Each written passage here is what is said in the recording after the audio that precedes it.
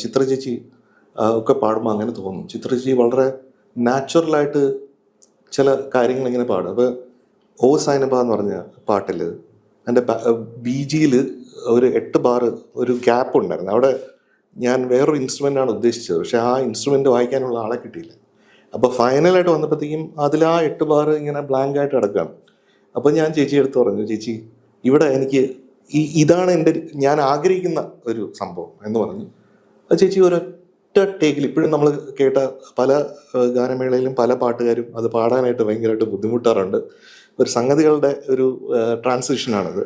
അപ്പോൾ അങ്ങനെയുള്ള ചില ഇൻപുട്സൊക്കെ അങ്ങനെ കിട്ടുമ്പോൾ അത് തീർച്ചയായിട്ടും 2 കൈ കൊണ്ട് സ്വീകരിക്കാറുണ്ട്. പക്ഷേ ബേസിക് ആയിട്ടുള്ള നമ്മുടെ പാട്ടിൻ്റെ ഈണം, അതിൻ്റെ ഒരു ട്രാവൽ, ഇതൊക്കെ ഞാൻ രേഖപ്പെടുത്തിയ രീതിയിൽ തന്നെ വേണമെന്ന് നിർബന്ധമാണ്.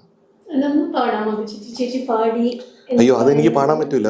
അത് പാടിയിരുന്നെങ്കിൽ എനിക്ക് അതിന് നാഷണൽ അവാർഡ് കിട്ടിയേനെ. അത് ചേച്ചിക്ക് മാത്രം പാടാൻ പറ്റുന്ന, അതാണ് ഞാൻ പറഞ്ഞത്. ദേവരാജ മാഷിലേക്ക് എങ്ങനെ എത്തുന്നത്? ദേവരാജ മാഷ് ഒരു ടെറർ ആണെന്നാണ് നമ്മളൊക്കെ കേട്ടിട്ടുള്ളത്. അപ്പൊ അവിടെ എത്തപ്പെടുന്നതും ആ ഇനീഷ്യൽ ഡേയ്സ് ഒക്കെ ഒന്ന് പറയാമോ? എൻ്റെ ഒരു ഫ്രണ്ട്, ആത്മ സുഹൃത്താണ്, മുഹമ്മദ് ആരിഫ് എന്ന പേര്. അപ്പോൾ ആരിഫിൻ്റെ അച്ഛനും, അതായത് മുഹമ്മദ് ഗൗസ് എന്നാണ് അദ്ദേഹത്തിൻ്റെ പേര്. അദ്ദേഹം ഒരു പത്രമൊക്കെ പഴയ കാലത്ത് നടത്തിക്കൊണ്ടിരുന്നു. അപ്പോൾ അദ്ദേഹവും ദേവരായ മാസ്റ്ററും വലിയ ഫ്രണ്ട്സാണ്. അപ്പോൾ ആരിഫിനെ മാസ്റ്റർക്ക് അറിയാം. അപ്പോൾ ആരിഫ് പലപ്പോഴും പറയും, ജയ നമുക്ക് മാസ്റ്ററെ കാണണം, നീ മാസ്റ്ററാണ് കാണേണ്ടത് എന്ന് ആരിഫ് അറിയാം. അപ്പം ഞാനിത് മാസ്റ്ററിനെ പറ്റി ഇങ്ങനെ ഒരു പ്രിജുഡിസ് ഉള്ളതുകൊണ്ട് അവിടെ പോകാൻ പേടിച്ചോണ്ടിരുന്നു. പക്ഷെ ഒരു ദിവസം എടുത്ത് പറഞ്ഞാൽ, അപ്പോൾ അങ്ങനെ എൻ്റെ ഒരു സ്കൂട്ടറുണ്ട്, ആ സ്കൂട്ടറിൻ്റെ ബാക്കിൽ ആരിഫും കയറിയിരുന്നു. അങ്ങനെ നമ്മൾ കരമന, അദ്ദേഹം താമസിക്കുന്ന അവിടെ പോകുന്നു. അങ്ങനെയാണ് ആദ്യമായിട്ട് ദേവരായ മാസ്റ്ററെ കാണുന്നത്. അപ്പോൾ ആദ്യമായിട്ട് കാണുന്നത് വളരെ വ്യത്യസ്തമായ ഒരു അനുഭവമാണ്. അതായത് ഇങ്ങനെ 2 പേര് അവിടെ വന്നിട്ടുണ്ട് എന്ന തോന്നലേ ഇല്ലാതെ ഇടയ്ക്ക് മാത്രം ഒരു ഇടക്കണ്ണിട്ട് നോക്കിക്കൊണ്ട് അദ്ദേഹം എന്തോ എഴുതിക്കൊണ്ടിരിക്കുകയാണ്. ഇത് ഒരു 2 മണിക്കൂർ ഇങ്ങനെ പോയിക്കൊണ്ടിരിക്കുകയാണ്. ഈ 2 മണിക്കൂർ ഒന്നും മിണ്ടാതെ ഈ 2 മണിക്കൂർ നമ്മളിങ്ങനെ നോക്കിക്കൊണ്ടിരിക്കുകയാണ്. അതിനുശേഷം ആരിഫിനെ നോക്കി പറഞ്ഞു, നീ വന്നോ എന്ന് ചോദിച്ചു. പിന്നെ എഴുത്താണ്. അപ്പോൾ ഞാൻ എന്നൊരാൾ അവിടെ അപ്രസക്തരാണെന്ന് എനിക്ക് തോന്നി. അപ്പോൾ മാസ്റ്ററുടെ രീതി അങ്ങനെയാണ്. അതായത് എന്തെങ്കിലും നമ്മുടെ മനസ്സിലൊരു ഈഗോ, അതായത് എനിക്കെന്തോ അറിയാം, ഞാൻ സംഗീതം പഠിച്ചിട്ടുണ്ട്. അപ്പോൾ ആരിഫ് പറയുന്നുണ്ട്, ഇവൻ സംഗീതം പഠിച്ചിട്ടുണ്ട്, ഇവന് യൂണിവേഴ്സിറ്റി തലത്തിലൊക്കെ പ്രൈസ് കിട്ടിയിട്ടുണ്ട് എന്നൊക്കെ പറയുന്നുണ്ട്. അതിനൊന്നും ഒരു ഉത്തരവില്ല. അപ്പോൾ പിന്നെ മാസ്റ്റർ അടുത്ത് പോകുമ്പോഴത്തേക്കും ഈ കാർക്കശ്യം എന്ന് പറയുന്നത് ശരിക്ക് ഒരു ശിഷ്യനായിട്ട് ഒരാളെ ഉള്ളിലേക്ക് എടുക്കണമെങ്കിൽ മാസ്റ്റർ അയാളുടെ ഈഗോയിനെ 0 ആക്കിയതിന് ശേഷം മാത്രമേ അത് ചെയ്യുള്ളൂ എന്നുള്ളതാണ് ഞാൻ മനസ്സിലാക്കിയത്. പക്ഷെ അത് നന്നായി. അപ്പോൾ എനിക്ക് എന്തൊക്കെയോ അറിയാമായിരുന്നു എന്ന് അന്ന് വിചാരം ഉണ്ടായിരുന്നത് അന്ന് തന്നെ മാസ്റ്റർ ഉടച്ചു കളഞ്ഞു. തീർച്ചയായിട്ടും പലപ്പോഴും എനിക്ക് ദേഷ്യം തോന്നി, മാസ്റ്ററുടെ അടുത്ത് ദേഷ്യം തോന്നി. എന്താണ് ഇദ്ദേഹം ഇങ്ങനെ പെരുമാറണം, ഇങ്ങനെ മനുഷ്യത്വം ഇല്ലല്ലോ എന്നൊക്കെ എനിക്ക് തോന്നിയിട്ടുണ്ട്. പക്ഷെ അങ്ങനെയല്ല. ഏറ്റവും അധികം മനുഷ്യത്വവും ഏറ്റവും അധികം സ്നേഹവും ഉള്ള ഒരു നല്ലൊരു ഹൃദയത്തിന്റെ ഉടമയായിരുന്നു മാസ്റ്റർ. എല്ലാവർക്കും അങ്ങനെയാണ്.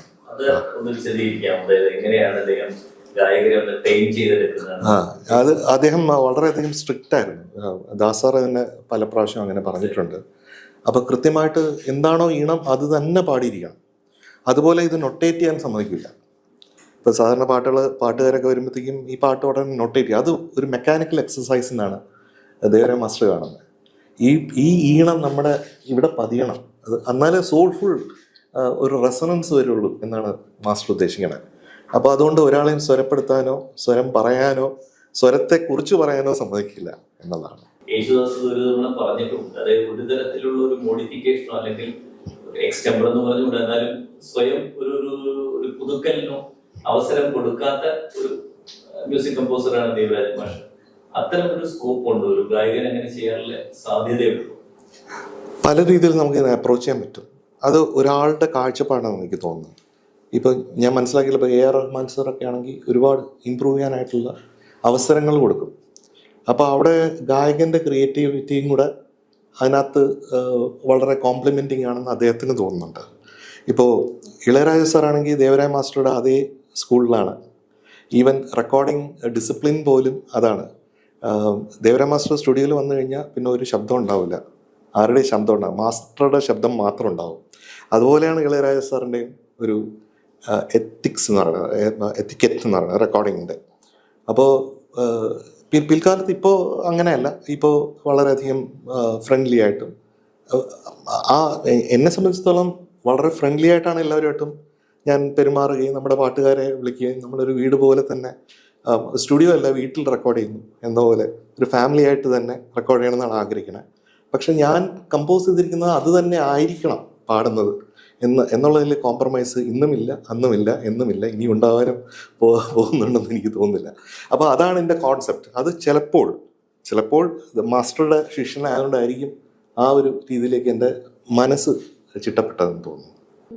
ഏതാണ് ഇഷ്ടപ്പെടുന്ന റോള്, ഗായകനെയാണോ മ്യൂസിക് കമ്പോസറായ ഗായകനോട് ചോദിക്കുന്ന ചോദ്യമാണ്. ഞാൻ എന്നെ തന്നെ ഒരു ഗായകനായിട്ട് അത്ര നന്നായിട്ട് കരുതുന്നില്ല. നല്ല award കിട്ടി, state award കിട്ടി. അത് എന്തോ ഒരു ഭാഗ്യം, അല്ലെങ്കിൽ എൻ്റെ അമ്മയുടെ ചില ഡ്രീംസ് ഡു കം ട്രൂ എന്ന് നമ്മൾ പറയാമല്ലോ. അപ്പോൾ അത് എൻ്റെ ഡ്രീമിനേക്കാളും കൂടുതൽ എൻ്റെ അമ്മയുടെ ഡ്രീമാണ്. എൻ്റെ അമ്മയുടെ ഡ്രീമാണ് ഞാൻ ഒരു പാട്ടുകാരനാവുക എന്നുള്ളത്. എൻ്റെ അച്ഛൻ്റെ ഡ്രീം എന്ന് പറയുന്നത് കർണാട്ടിക് ക്ലാസിക്കൽ വോക്കലിസ്റ്റ് ആവുക എന്നുള്ളതാണ്. അമ്മയുടെ എന്ന് പറയുന്നത് സിനിമയിൽ ആവുക, പ്ലേ ബാക്ക് സിംഗർ. അപ്പോൾ അമ്മയുടെ ഒരു ആഗ്രഹമാണ്. അപ്പോൾ ആ ആഗ്രഹത്തിൻ്റെ സഫലീകരണമാണ് ആ അവാർഡ് എന്നുള്ളതാണ് ഞാൻ കരുതുന്നത്. അതേപോലെ ബാക്ക്ഗ്രൗണ്ട് മ്യൂസിക്കിനും അവാർഡ് കിട്ടുക, അതും വളരെ റെയർ ആണ്.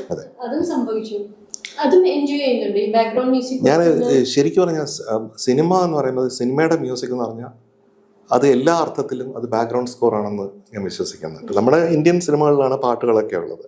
ഇപ്പോൾ വെസ്റ്റേൺ ഫിലിംസ് അല്ലെങ്കിൽ സിനിമ എന്ന് പറയുന്നത് അത് ഒറിജിനേറ്റ് ചെയ്ത ഇടങ്ങളിൽ നിന്ന് പോലും എല്ലാം ബാക്ക്ഗ്രൗണ്ട് സ്കോർസ് ആണ്. പാട്ടുകളൊക്കെ വളരെയധികം മൈറ്റ് ബി ഒരു സിനിമ ബേസ്ഡ് ആയിട്ടുള്ള പാട്ടുകളുണ്ടാവാം, അല്ലെങ്കിൽ അതിൽ നിന്ന് ഊർജം ഉൾക്കൊണ്ടുള്ള പാട്ടുകളുണ്ടാവാം, അല്ലെങ്കിൽ സിനിമയിൽ തന്നെ പാട്ടുകളുണ്ടാവാം എന്നുള്ളത് കുറവാണ്. പക്ഷേ നമ്മുടെ ഇന്ത്യൻ സിനിമ രീതികൾക്ക് എപ്പോഴും പാട്ട് അതിൻ്റെ മാറ്റാൻ പറ്റാത്ത ഒരു ഘടകമായിട്ട് തന്നെ എക്സിസ്റ്റ് ചെയ്യുന്നുണ്ട്.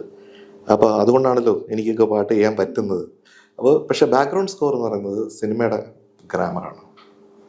ബാക്ക്ഗ്രൗണ്ട് സ്കോർ നന്നായാലും ഇല്ലാണ്ടായാലും അത് സിനിമയെ അതിൻ്റേതായിട്ടുള്ള രീതിയിലാണ് കൊണ്ടുപോവുക. അപ്പോൾ ഏറ്റവും നല്ല ബാക്ക്ഗ്രൗണ്ട് സ്കോർ വരുമ്പോൾ നമുക്ക് ചിലപ്പോൾ തിരിച്ചറിയാൻ പോലും പറ്റില്ല. കാരണം അത് സിനിമയെ ഇങ്ങനെ കല്യാണം കഴിച്ച പോലെ കിടക്കും. അതിനെ വേറിട്ട് കാണാൻ പറ്റില്ല. അപ്പോൾ സുഫിയും സുജാതയും എന്ന് പറഞ്ഞ സിനിമ, അതിൽ കുറേ സുഫി സംഗീതത്തിൻ്റെ ധാരകളുണ്ട്, അല്ലെങ്കിൽ മിഡിൽ ഈസ്റ്റേൺ ധാരകളുണ്ട്. അപ്പോൾ അത്തരത്തിലുള്ള ബാക്ക്ഗ്രൗണ്ട് സ്കോറുകൾ ചെയ്യാൻ ഞാൻ വളരെയധികം ഇഷ്ടപ്പെടുന്നതാണ്. അപ്പോൾ നമ്മൾ ഈ പാൻഡമിക്കിൻ്റെ സമയമായിട്ട് പോലും ഓൺലൈനിൽ നമ്മൾ ഇസ്താംബൂളിൽ നിന്ന് ആർട്ടിസ്റ്റിനെ വെച്ച് അതിനകത്ത് റെക്കോർഡ് ചെയ്തിട്ടുണ്ട്. അതിനുശേഷം ആയിഷ എന്ന് പറഞ്ഞ സിനിമയുടെ ബാക്ക്ഗ്രൗണ്ട് സ്കോർ ചെക്കോസ്ലോവാക്യയിലെ സിംഫണി ഓർക്കസ്ട്ര ഉപയോഗിച്ചിട്ടുണ്ട്. അപ്പോൾ അങ്ങനെയൊക്കെ ബാക്ക്ഗ്രൗണ്ട് സ്കോർ ചെയ്യുമ്പോഴത്തേക്കും ഭയങ്കര സന്തോഷമാണ്. കാരണം അത് ക്രിയേറ്റിവിറ്റിയുടെ പുതിയ തലങ്ങൾ ഓരോ പ്രാവശ്യം തേടിക്കൊണ്ടിരിക്കും. അത് വളരെ ചലഞ്ചിങ്ങുമാണ്. നമ്മളുടെ ഒരു പ്രോസസ്സ് എങ്ങനെയാണ് ഈ പാട്ട് ചെയ്യുന്ന പ്രോസസ്സ്? ഒരു കഥാപാത്രത്തെ മനസ്സിൽ സങ്കല്പിച്ച്, അല്ലെങ്കിൽ സ്വയം ആ പൊസിഷനിൽ സങ്കല്പിച്ചിട്ടാണോ ആ ഒരു പെർട്ടിക്കുലർ സീനിലുള്ള ഒരു സിറ്റുവേഷനിലുള്ള ഒരു പാട്ട് കമ്പോസ് ചെയ്യുന്നത്? അതിന്റെ പ്രോസസ്സ് ഒന്ന് പറയാമോ? ഒരു കഥാപാത്രം എന്ന് പറയുമ്പോഴത്തേക്കും അയാൾ ജീവിക്കുന്ന ആംബിയൻസും അയാളുടെ കുടുംബവും അയാളുടെ രീതികളും എല്ലാം എന്നിൽ നിന്ന് തീർച്ചയായിട്ടും വ്യത്യസ്തമായിരിക്കും, വേറെ ആയിരിക്കും. അപ്പോൾ ഈ വേറെ ഞാൻ തിരിച്ചറിയുക എന്നുള്ളതാണ് അവിടുത്തെ ഒരു ചലഞ്ച് എന്ന് പറയുന്നത്. അപ്പോൾ എൻ്റെ പേഴ്സണലായിട്ടുള്ള ഒരു കാര്യങ്ങളും അവിടെ എഫക്റ്റ് ചെയ്യാൻ പാടില്ല. ഞാൻ കമ്പോസിങ്ങിന് പോകുമ്പോൾ ചിലപ്പോൾ വീട്ടിൽ എന്തെങ്കിലും പ്രശ്നം ഉണ്ടെങ്കിൽ അതിൻ്റെ സങ്കടം എന്നെ എഫക്റ്റ് ചെയ്യാൻ പാടില്ല. ഞാൻ ഒരുപാട് സന്തോഷമായിട്ടിരിക്കുമ്പോഴായിരിക്കും ചിലപ്പോൾ അതിലെ നായകൻ കരഞ്ഞുകൊണ്ട് ഒരു പാട്ട് പാടേണ്ട അവസരം, അല്ലെങ്കിൽ അവിടെ എന്തോ സംഭവിച്ചു വല്ലാത്ത ഒരു വേദനയിലൂടെ അയാൾ പോകുന്നത്. അപ്പോൾ എൻ്റെ സന്തോഷം എനിക്ക് നേരെ കോൺട്രഡിക്ഷൻസ് ആണ് ഇതൊക്കെ. അത് നമുക്ക് പതുക്കെ എക്സ്പീരിയൻസിൽ നിന്നാണ്. ആദ്യം എന്നെ ഒരു ഹോട്ടലിൽ കൊണ്ടിരുത്തി ആദ്യത്തെ സിനിമ ചെയ്യാനായിട്ട് അവിടെ 5 ദിവസമായിട്ട് ഇരുന്നിട്ടും എനിക്കൊന്നും വരുന്നില്ല. കാരണം ഞാൻ വീട്ടിൽ മാത്രമാണ് കമ്പോസ് ചെയ്ത് പരിചയമുള്ളൂ. പിന്നെ പതുക്കെ എവിടെ ഇരുന്നാലും, ഇപ്പോൾ എവിടെ ഇരുന്ന് എൻ്റെ അടുത്ത് പറഞ്ഞാലും കമ്പോസ് ചെയ്യാവുന്ന രീതിയിലേക്ക് എൻ്റെ എക്സ്പീരിയൻസ് എന്നെ നയിച്ചു എന്നുള്ളതാണ്. അപ്പോൾ അത് നമ്മൾ പതുക്കെയാണ് അത് മനസ്സിലാക്കുക എങ്ങനെയാണ്. ഇപ്പോൾ വീട്ടിൽ നിന്ന് ഇറങ്ങിക്കഴിഞ്ഞാൽ അവിടുത്തെ കാര്യങ്ങളൊക്കെ അവിടെ വിട്ടു, ഇവിടെ ഇരിക്കുമ്പോൾ ഇറ്റ് ഇസ് ഓൺലി ദിസ് എന്ന് പറയുന്ന ഒരു രീതിയിലേക്ക് സംഗീത സംവിധാനം മാറുമ്പോഴാണ്, അല്ലെങ്കിൽ ഏതൊരു ആർട്ടിസ്റ്റ് മാറുമ്പോഴാണ് ശരിക്കും ആ സർഗബോധം വരിക. അതിന്റെ ഒരു തുടർച്ചയായിട്ട് തന്നെ ചോദിക്കട്ടെ, ഈ BGM ചെയ്യുന്നതും സോങ് കമ്പോസിഷനും തമ്മിൽ പ്രോസസ്സിൽ ഒരു ഡിഫറൻസ് എന്താണ്? അതായത് you will listen to the entire scene, എങ്ങനെയാണ് പ്രോസസ്സ് എങ്ങനെയാണ്? സിനിമ എന്ന് പറയുമ്പോഴത്തേക്ക് ആദ്യം ഈ സ്ക്രിപ്റ്റ് ഒന്ന് വായിക്കേണ്ട ആവശ്യമുണ്ടെന്ന് എനിക്ക് തോന്നുന്നു. പ്രത്യേകിച്ച് നമ്മൾ ബാക്ക്ഗ്രൗണ്ട് സ്കോർ ചെയ്യുന്ന സിനിമകൾ, പാട്ടിൻ്റെ കാര്യം വരുമ്പോഴത്തേക്കും ചിലപ്പോൾ ഫുള്ളായിട്ടുള്ള കഥ കേൾക്കുകയും സോങ് സിറ്റുവേഷൻ മാത്രം കേൾക്കുകയും അതനുസരിച്ച് സംഗീതം ചെയ്യുകയും ചെയ്യും. പക്ഷേ മറ്റത് സ്ക്രിപ്റ്റ് ആദ്യം ഒന്ന് ഫുള്ളായിട്ട് വായിച്ച് ഇതിൻ്റെ ഘടന എങ്ങനെയാണ്, ഇതിൻ്റെ ട്രാവൽ എങ്ങനെയാണ്, അത് കഥ ഏതാണ്, ലീനിയർ ആയിട്ടാണോ നോൺ ലീനിയർ ആയിട്ടാണോ പോകുന്നത്, അതിലെവിടെയൊക്കെയാണ് മ്യൂസിക് എംഫസൈസ് ചെയ്യപ്പെടേണ്ടത്, എവിടെയൊക്കെയാണ് ഒരു തീം ആയിട്ട് വർക്ക് ചെയ്യേണ്ടത്, അങ്ങനെ വർക്ക് ചെയ്യേണ്ട ആവശ്യമുണ്ടെങ്കിൽ അതിൻ്റെ ഏതൊക്കെ ജനസുകൾ,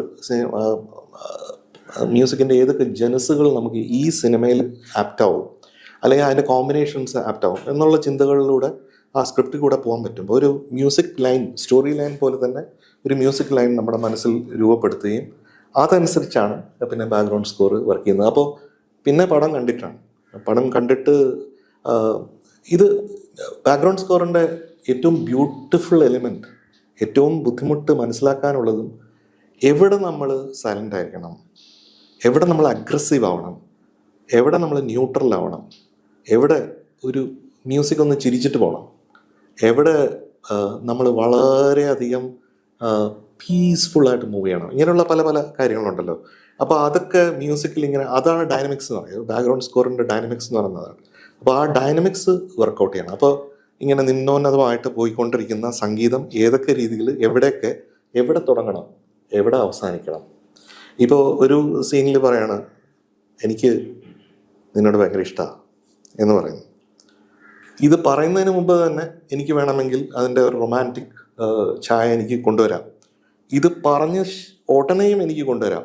ഇത് പറയാതെ മറ്റേ ആളുടെ റിയാക്ഷനിൽ നിന്ന് എനിക്ക് മ്യൂസിക് തുടങ്ങാം. ഇവിടെ എല്ലാ സൈലൻസും കൊടുത്തിട്ട് അത് കഴിഞ്ഞിട്ട് ഇവർ രണ്ടും കൂടെ കൈ പിടിക്കുമ്പോഴേക്ക് മ്യൂസിക് കൊടുക്കാം. അപ്പോൾ ഇത് എങ്ങനെ കൊടുക്കുന്നു, എവിടെ കൊടുക്കുന്നു എന്നുള്ളത് ആ സിനിമയുടെ ആ സന്ദർഭത്തിൽ ആ സിനിമ എങ്ങനെ കണ്ടിന്യൂ ചെയ്യുന്നു, അത് എങ്ങോട്ടാണ് കണ്ടിന്യൂ ചെയ്യപ്പെടേണ്ടത്, അത് ഡയറക്ടറുടെ വിഷൻ എന്താണ്, അതനുസരിച്ചാണ് ശരിക്കും സംഗീതം ചെയ്യപ്പെടേണ്ടത്.